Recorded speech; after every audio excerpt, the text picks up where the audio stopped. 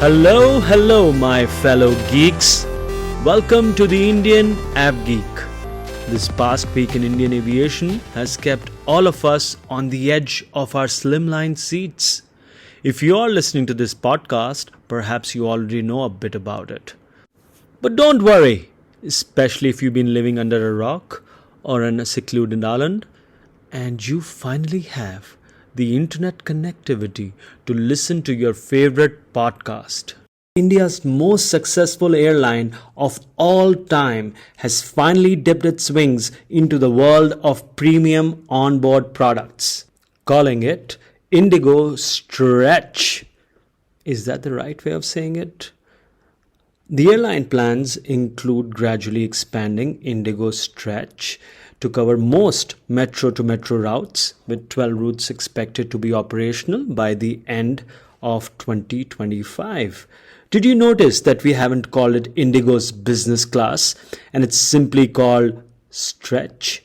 To know why, we have the most authoritative voice in India on aviation, hotels, passenger experience, loyalty programs, travel trends, and on frequent travel. We have the founder and editor of Live from a Lounge, Ajay Awtaney.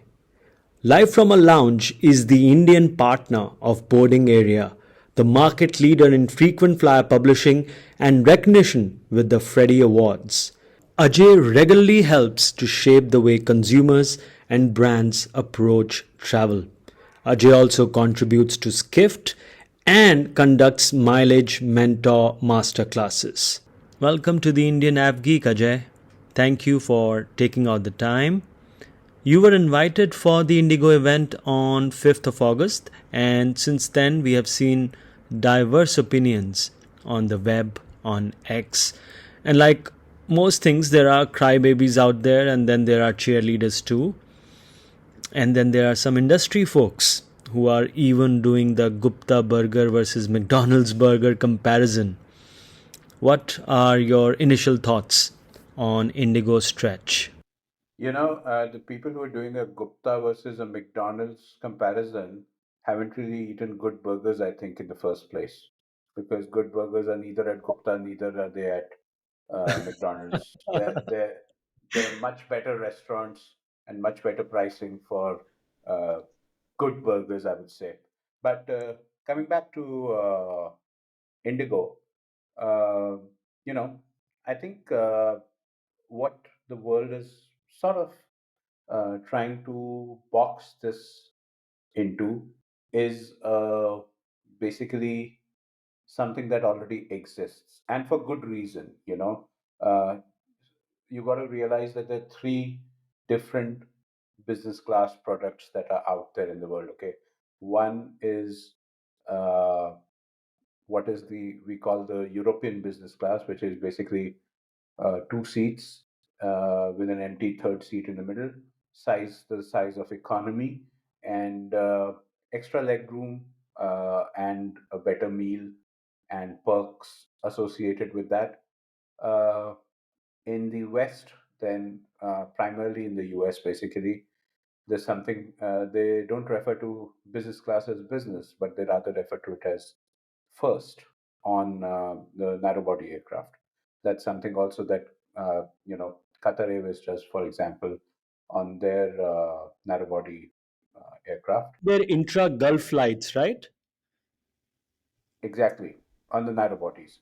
And then in Asia, most of Asia refers to a business class as business class.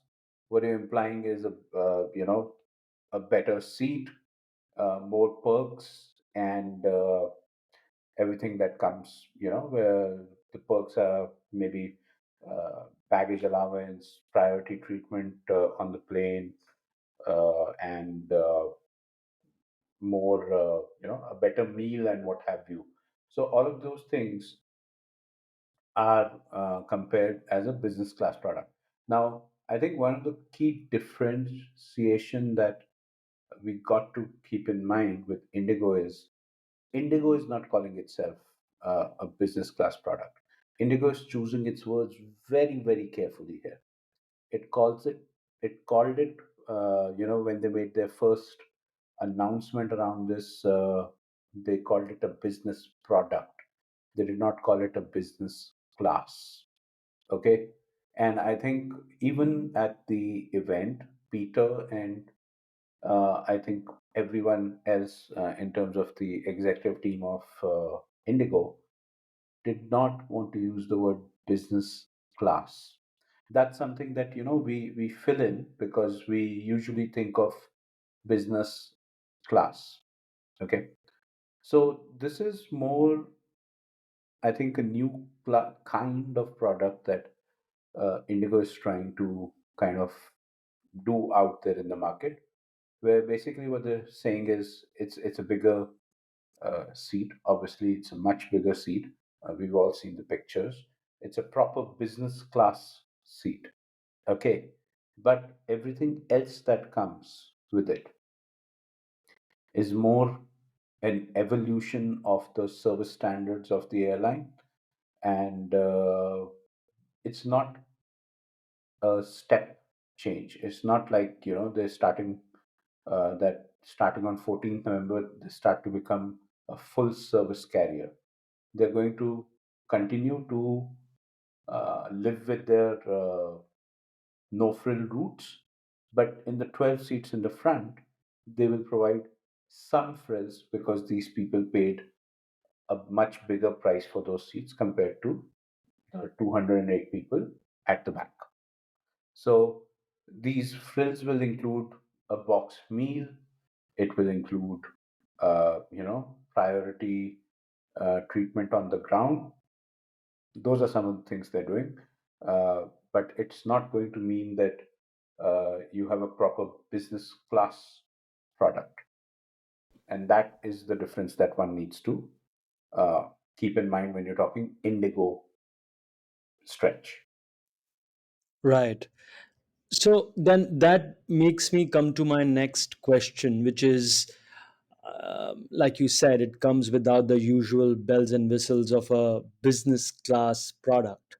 So if you are a regular Vistara business class flyer, for example, would you miss the difference? What about those of us who have fond memories of Kingfisher and Jet Airways? And I know you've been a long time Jet Airways fan too. So would you miss that difference? See, I think, at this point of time, Indigo's challenges, it needs to create awareness about what is it selling. And if you've seen the newspaper front page ads that they ran, they very carefully differentiate that from what they already have in the market. Okay, so they're not talking about a luxury service and what all of those things again. The product differentiators they offer, they're talking about the seat itself. They're saying that the seat has a tray table, there is a personal electronic device holder, you're going to get more seat pitch, you're going to get all of that. They're not talking about the fact that all of a sudden that you will get on this aircraft, this part of the plane, and you will now start being treated differently compared to the rest of the plane. So for a Kingfisher guy, for a Air India guy, for a Vistara guy, I think they have to be. I'm sure everyone will try out this product, okay? But after that, if they will continue to go back to Air India or if they will stay on with the Indigo product, the jury is out there. We will see, I think, a few months after the product is launched. It's not going to be fair to judge them on the first day, the first week, the first month. Maybe 6 months later, we start getting enough data about the occupancy to see if this is an experiment that worked out for them or it did not work out. Because everything till it's not executed, it's it's an experiment. Okay, and what Indigo does very well is execution. So we need to see how much the execution will count in this seat. Remember, Vistara, when it first came to market, which was 2015, it actually had uh, like 4 rows of business class seats, which was cut down to 2 rows very, Correct. very quickly. Yeah. So they wildly overestimated the ability to fill up business class back in the day. And these guys, they perhaps think that at a certain price point, there will be an audience that will be happy to buy that bigger seat, but not the associated amenities. Okay. And they have good reason to believe that. Okay. As India's largest carrier, which is, 60% of the market, which has been a continuous number for a very long time, they have all sorts of corporate contracts. We're you got to remember, this is not a seat that you will buy for yourself. This is a seat, like most business class seats, somebody else is paying for your seat. And those Correct. people, if you say that the 7 a.m. Indigo works for me better than the, let's say, the 6 a.m. Vistara, they don't mind. They will pay it. Right. Absolutely. Ajay, you wrote a really incisive piece a few days back on Indigo's business model around the business class, and now we know that as stretch.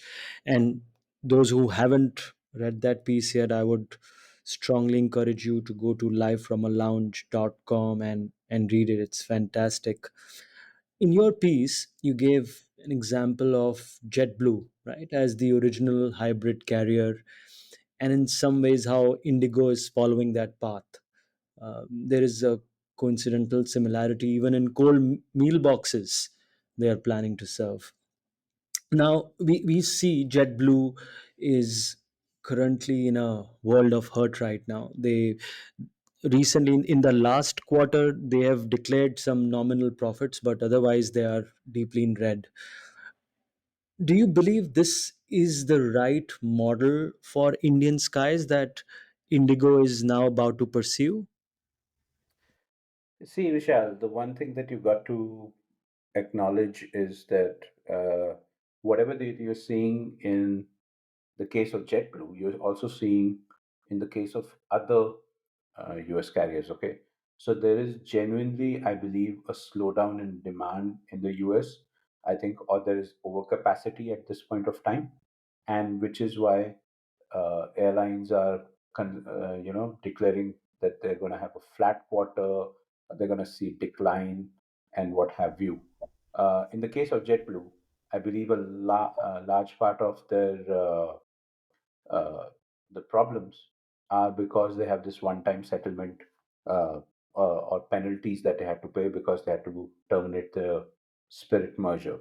So, but in the current terms, in talking in Indian terms, okay, you got to realize that there's a huge market out there. We can look at it from various angles, uh, but the biggest, I think, there are two angles that have to be largely considered.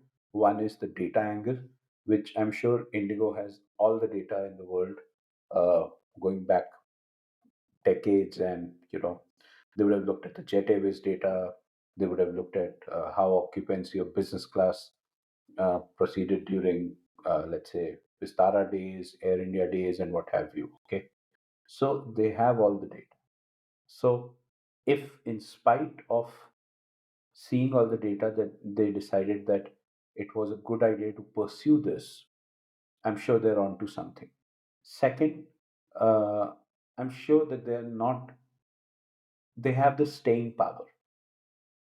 Okay, they can. It's not something that has to deliver uh, results for them on day one, and they know that, and it's something that I'm sure once that this is more in common uh, flow, in the sense you'll start getting, if there is two seats empty on Indigo stretch, maybe 10 customers of Indigo start getting emails that they have an upgrade offer for them, for example.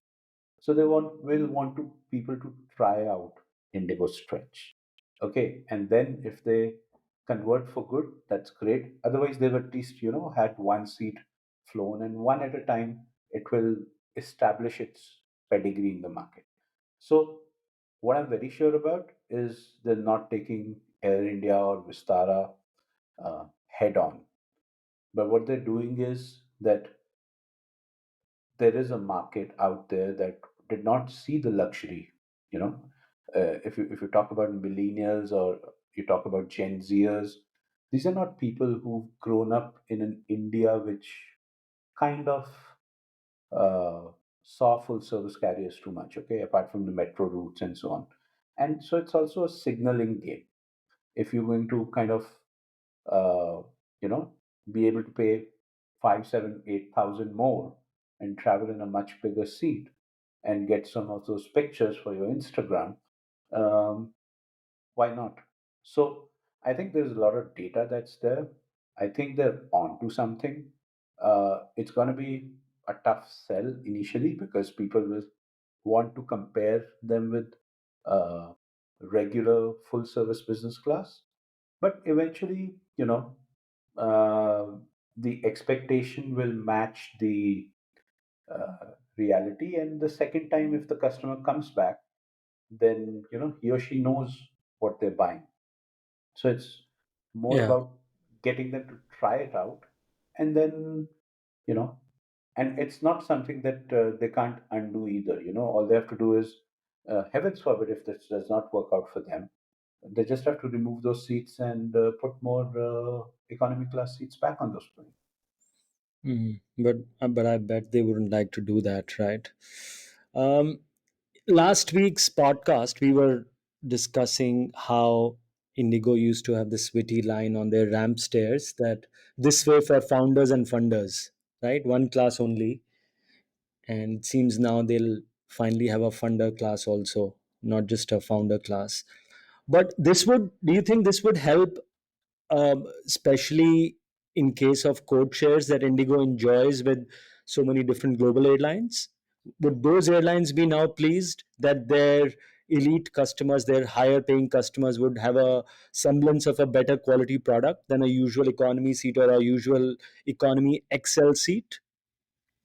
See, I don't think there was any annoyance on the airlines part. The customers being annoyed is a different thing, but those airlines never were annoyed. You got to realize that Jet was the original pref, like the first people that everyone used to go to back in the day. And then, once Jet went under, uh, Indigo became more of a necessity because if you need to go places inside India, there was only one airline which could get you everywhere. And Indigo coincidentally became active in this business, which it was not so much earlier. So, but yes, it helps the revenue for everyone. If they're going to be able, now, let's say somebody's coming from, uh, let's say, Melbourne, lands up in Delhi, and now has to eventually find his way, let's say, to Bangalore. Uh, he will not have to go through that smaller seat now. He or she will now be able to fly on the wider seat, and of course, that helps both the airlines in terms of getting more revenue out of the customer. Right. So that's a good segue to my next question, which was: is do you think this is a margin play by Indigo? Their last quarterly results mentioned they have a profit margin of about 14%. So do you think this is again a play in that direction to increase those margins? Of course, it will. If they get it right, they will get better margins on this product than on you know on the economy class. You got to realize, uh, at least back in the day, this used to be true, right? That the back of the plane used to fill the cost of the aircraft. Okay, so basically, how do you look at uh, flights? each flight has to the job of a revenue manager inside an airline is to break even or make profit on every flight. Okay, so there's a certain cost, and then there is the money that you have to make to make that flight profitable. So in this case, what's going to happen is the 200 people at the back, assuming you're running a 95% occupancy or 90% occupancy, which is the current trends. Uh, the 190 or 200 people at the back will basically deliver the cost of the flight, let's say, and the 12 people sitting in the front is basically pure profit for the airline. So the seat cost and everything, that's sunk cost. Okay, so that will uh, be coming back to the airline, let's say over 10 years or 8 years or whatever amortization that they count. But uh, those 12 customers, they're definitely paying, let's say, double or more. And in that case, they're basically profitable customers, uh, for the airline. So it's definitely going to hit the margins. And it purely depends on what strategy they apply in terms of revenue management here. That's something, they've just started bookings. I think over a few months we'll find out if this is more linked to that if an economy seat is going at 9,000, then this has to go at 25,000. Or if they go to that an economy seat is 9,000, so we are able to sell this as 35,000 as well. So, those correlations are still to be seen in how it will work out. Sure. Yeah. Now, one would imagine that this seat might also see itself on routes to Dubai or Bangkok or a Singapore, maybe, or a Malay. How do you think Indigo's business product might evolve when it comes to launching of their XLR operations next year, or even A350s in the next 3 years or so? So, it's more a question of when than if. I believe there's certain markets, such as, Dubai and Malay, uh, which definitely have room for this kind of a product and for it to fly occupied. So I think it's more a question of when will they do it rather than if they will do it or not. They obviously don't want to give away everything on day one in terms of strategy, so they're not kind of talking about it now. But maybe 6 months later, you'll start seeing these planes going there, or maybe 1 year later. I don't know what timeline, but eventually I see them going there. Uh, but you also got to realize, coming back to your question per se, that this is a necessity for Indigo. At this point of time, Indigo only operates in the economy segment, okay?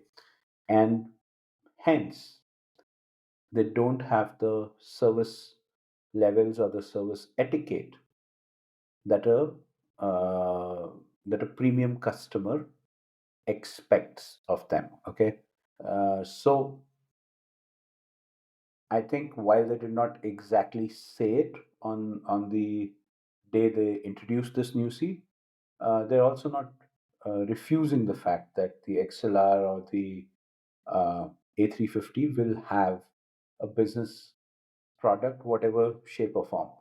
Uh, so I think that is a tacit yes.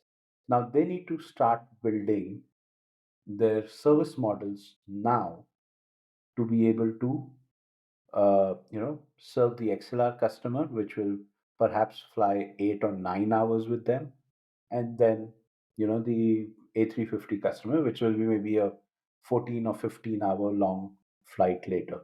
So they have to start introducing that training mentality, that mentality in their training right now about how the guy sitting in the front row is different than the guy sitting at the back, and how he or she needs to be treated perhaps better than those guys. So time will tell, in the sense of how much of that will be successful. But yeah, I think one of the other things that might work for them is also that, again, this is still more conjecture, but most probably on the XLR and on the A350, they will definitely have ovens, so they'll be able to serve hot meals. At this point of time, they've decided to just go with this cold meal box, which I imagine some people might be disappointed with because they're not going to get China and all of those service levels. But this is also an experiment in finding out that if provided at a lower cost, will people be able to eat out of a box? Let's say when they're traveling, let's say to Melbourne on an XLR. Melbourne on an XLR. Wow. It's a slightly scary proposition for people sitting in the back, but we'll see. So, of course, so much hoopla, and in some ways, rightly so, around the business product launch. Do you foresee improvements in their economy offering, though, Ajay? Do you, as passengers, do you think we'll get any improvements? I know hot food is out of the question, but yeah, what can us mere mortals expect from Indigo? I think the only initiative that they're considering right now is in-flight entertainment system, which is being trialed out on one route. Interestingly, there was no announcement around this on the day that Indigo held this event. So I don't know if this is a trial that is continuing to be in trial right now, or if this is something that is going to be confirmed anytime soon or not. Both parties on this are not speaking much about this, but I imagine that could be one uh, thing that they must be actively looking at because uh, you got to realize that an IFE is not on shorter sectors you can do without IFE, okay, but on the longer sectors you have to have it because it's more a necessity. Because people otherwise people will drive your cabin crew mad, basically. So uh, we just got to wait and see when that gets launched. And in terms of if you're talking about seat padding, I don't think that's changing anytime soon. We will continue to see the same thin seats. And food you've already covered, which is perhaps not going to change as well at this point of time. But yeah, uh, maybe you get some streaming service on the plane, and who knows, in the long run, maybe you get internet on the plane as well. But that must be, I have to say that I expect them to reserve that only for their XLRs and for their A350s, perhaps, not on domestic. A week from now, I will be flying them to Baku. It's almost a 5-hour flight. So I hope I'll get some of those streaming services, but we'll see. Have you been able to try their streaming IFE product yet, Ajay, in any of your flights with them? No, it's on a specific one route only, and I haven't flown that route with them, or so I haven't tried it out. Which But route is? this is only on the Delhi, Goa, and back No, route at this point of time. so I'm not getting. And Hmm. yeah, but it's very much, you know, uh, it's not going to be very different than how you see it on Vistara, for instance, at this point of time. Right. Okay. Lots of talk, lots of interesting talk on the business product. Let's move to the second big announcement of the event, which was finally Indigo's loyalty program is here. We know they've been talking about 60 rewards, and there has been some mild promotion here and there, and a couple of credit card partners in Kotak and HDFC and all that. But it's just been very low key, right? But it seems with Blue Chip, they are willing to really have the full might of Indigo behind it. What are your initial thoughts on Blue Chip, and if you can give us an overview what the program looks like to you in its in as per the information we have right now. I think the only thing we know right now is that this is a revenue-based program, so revenue-linked earning is something that everyone is moving to right now. In the sense, the new Air India flying returns is revenue-linked, and Vistara is revenue-linked, as you already know.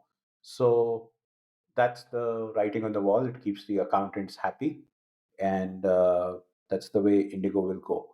And in terms of redemptions, I again, unlike the other guys who have, a more predefined number of miles needed for redemption seats and everything, these guys are going with the most probably going with the revenue linked thing, which you can assume it's more like a cash and miles thing. So let's say if the mile was going to be worth 50 paisa each, if you needed a flight which is 8,000 rupees, you basically need 16,000 miles in your account to be able to get that flight for free.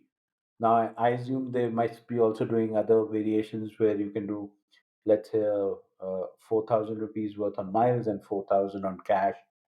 That's something they already do with 6C rewards. So that's the only thing we know so far in terms of what kind of perks and privileges and tiers. They said they will do that announcement closer to the date of launch. But again, Indigo being Indigo, do not expect. I know a lot of people get excited, but I think this is going to be very. Uh, you're going to be able to earn points, yes, but it's not that you will start getting, for example, lounge access because you're in Indigo Platinum or something. Because Indigo is very used to running a tight ship, and it's not going to be, even the loyalty program is intended, let's say, for the Gen Z, which is its market over the next 30, 40 years, not for the guys who are coming from a very classic background of having flown 20, 30 years already, you know. So that's all we know at this point in time. Waiting to see more. So no tiers on the Indigo Blue Chip, no black chip, no green chip, no white chip, right? There will be tiers, but most probably you are going to end up getting stuff like, let's say, maybe how SpiceJet does it, where you might get, okay, now you've done maybe 2 lakh rupees worth of business with us in a year, uh, and hence your platinum tier or whatever, and hence we are going to give you, let's say, 4 free meals in a year. So then you can choose to be like, okay, I'm traveling with 3 friends of mine, and I can use all my 4 free meals in one go. Or you can say, okay, I'm traveling on work, so I can use my free sandwich coupon and so on. It's not going to be something where you will start, uh, you know, it's going to be an assortment of what they already have. It's not going to be something that they have to go really deep out of pocket on, is my point. So do you think they will add more partners in terms of credit cards or other partners to earn and burn, or like you were saying, they will run a really tight ship um, for So some time? see, they've already done that, right? I mean, the reason to launch uh, HDFC co-brands and then Kotak co-brands was to be able to get the revenue from rewards without having to provide for, a loyalty program per se.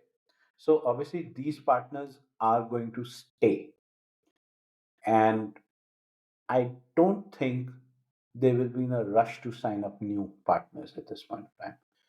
Uh, their core challenge is going to be the loyalty team's core challenge. That is first going to be training Indigo internally to recognize that they're now in an environment where some people are more valuable than the others.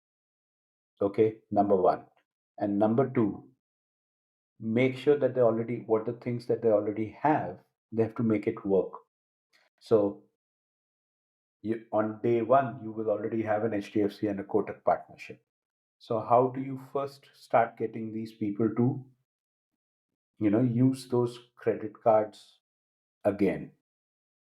I don't think too many of the 3 lakh customers who took on the cards have, been recently using it. Uh, so we need to first get these people activated again in the system. So there's going to be a lot of challenges. There's going to be, so I think those are all questions for maybe a year and a half later. The first challenge is to get this program off the ground, get people to enroll with this program, and start using this to create a stickiness factor. You know, loyalty is a long term game. I'm sure 1 or 2 years down the line, they'll make all these moves that you're talking about. And do you see then earn and burn opportunities on their codeshare partners like a Qantas or a Turkish or a Qatar or a British Airways, or again that's too much for a for an Indigo to fathom right now? See, it won't even be on their roadmap right now, I'm sure. Okay. Right. It's and the second thing is that these are the code share partners that you're talking about are code sharing on Indigo. It's not Indigo code sharing on them. Right. Right. Right. So Got Indigo it. has no obligation to provide seats on anything apart from their own network. And I don't even think that this is going to be, I think that this is going to be the way it will be, perhaps, unless it decides to further change its, look and feel and become some sort of a different carrier. I'm sure they will have some partners, going back to how JetBlue operates. You can use Emirates miles to buy tickets on JetBlue. You can now use JetBlue miles to buy tickets on Etihad. So these are going to be one-to-one partnerships. This is not going to be that, there'll be a whole suite of 20, 30 partners. But that's also something for maybe 18 to 24 months after launch or after, not right away. Got it. This has been terrific, Ajay. Lots of learning, lots of interesting insights from you. I just want to thank you again for your time today, and thank you for coming on the Indian AvGeek. Really appreciate your time, and we'll see you at the lounge. Right. Thank you, Vishal. Thank you for having me, and all the best with more guests on the Indian AvGeek. Thank you. Bye bye. Cheers. That was Ajay, as brilliant as always. My intention on the edit table was to compress this episode to around 30 minutes or so, but I really wasn't able to do much. I felt everything we discussed was essential for this episode, and if you have made it this far, hope you've enjoyed listening to it. We are now available on YouTube as well, besides Spotify, Apple Podcast, Amazon, and all other major apps. And with that, Shabba Khair, my friends, and happy flying.